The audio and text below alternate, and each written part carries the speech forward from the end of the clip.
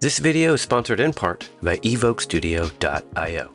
Since doing a few upgrades on the 2022 Grom, I've been informed that one of the weak points is its cam chain tensioner. And to be honest, the cam chain sounds a little noisy.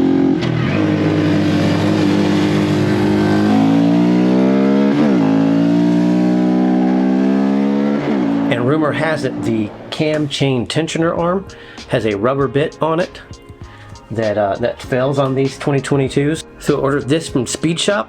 It's got gear teeth and it's got ball bearings in it. Let's crack this thing open and see if there's anything else going on in there.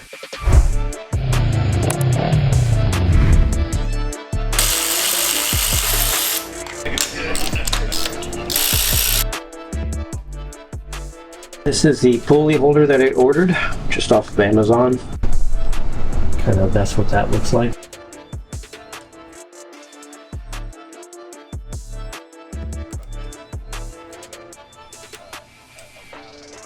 And this is the specific tool that I got to pull this guy off.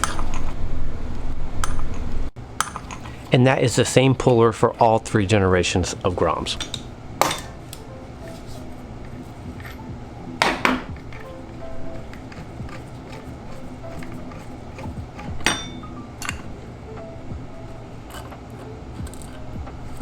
Time of this video, I couldn't find anybody else cracking this open and getting into it. Tons of stuff on the first 2 generations of the Grom, but nothing on the 3rd gen.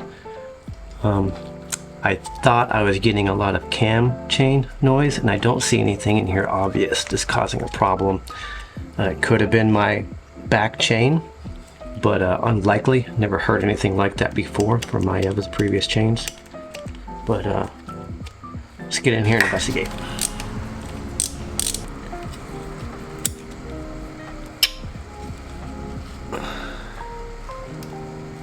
So I've got like 6,000 miles on this bike, and that's very high RPM running at the track, and this thing looks fine. Tolerances feel okay.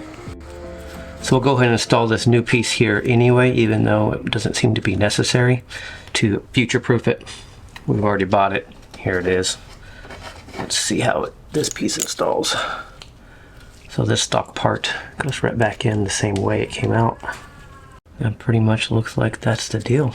Oh, you know what? Let me investigate this little knob up here. If you remove this Allen bolt down here, that should relieve the pressure to the tensioner. From what I understand, when you're done, you just reapply it. And when the bike starts back up, the oil pressure will pump it back up. So that's spring power. And then the rest would be oil pressure. Push down on that.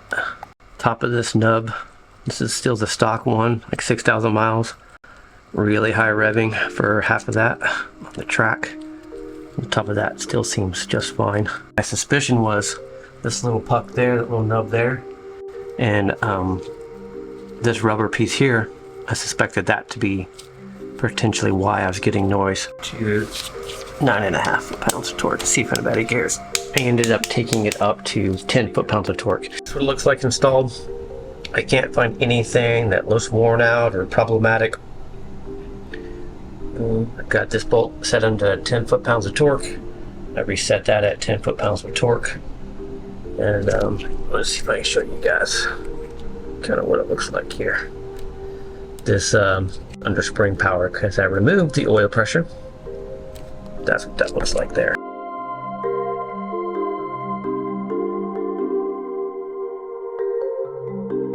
I couldn't get this this gear on first and then applying this unit afterwards, so I installed them together and then put it on in one unit and then fish that smaller gear in after.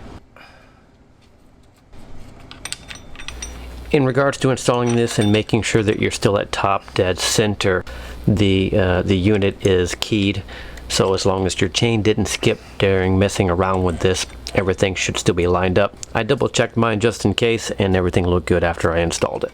And this is supposed to be 47 foot-pounds of torque, at least as best as I can figure. Okay, I'm going to go ahead and patch this thing back together. Everything looks pretty good. I'm going to put in most of these aluminum screws, around 7.5 foot-pounds of torque, because there is a gasket involved, and reinstall these frame sliders. And there's a video on the channel how I created this kind of custom engine slider here.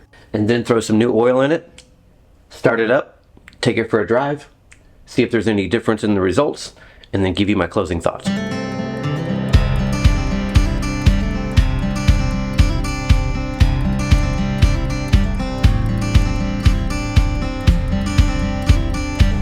Alright, for some closing thoughts. I took it out for a ride. I'm still trying to chase this slack chain sound that was coming from the engine. I'm not sure if it's coming from my rear chain or not. You know how sound is kind of funny and hard to track down sometimes, especially from a motorcycle. So I explored the chassis and other areas that might be vibrating. I lubricated and tightened my rear drive chain, and it still seemed to persist.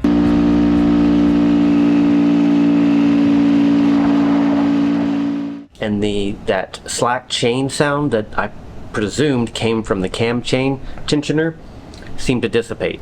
So in closing, I opened it up, nothing seemed faulty. I went ahead and put the upgraded part in, and I will monitor it for a few more rides and see if something else comes to mind. When doing research on this, there are 2 or 3 parts inside the mechanism, be it the spring and another rod in there, that the part numbers have been updated. I found this breakdown of the tensioner components, and as you zoom in here, number 6 has an updated part number. Number 7 has an upgraded part number, which is the spring, and then number 8 has an updated part number. So I'm not sure if the updated part numbers mean they've been improved or what that means, so I'll try to find somebody at Honda to get some answers before I start just replacing parts at random.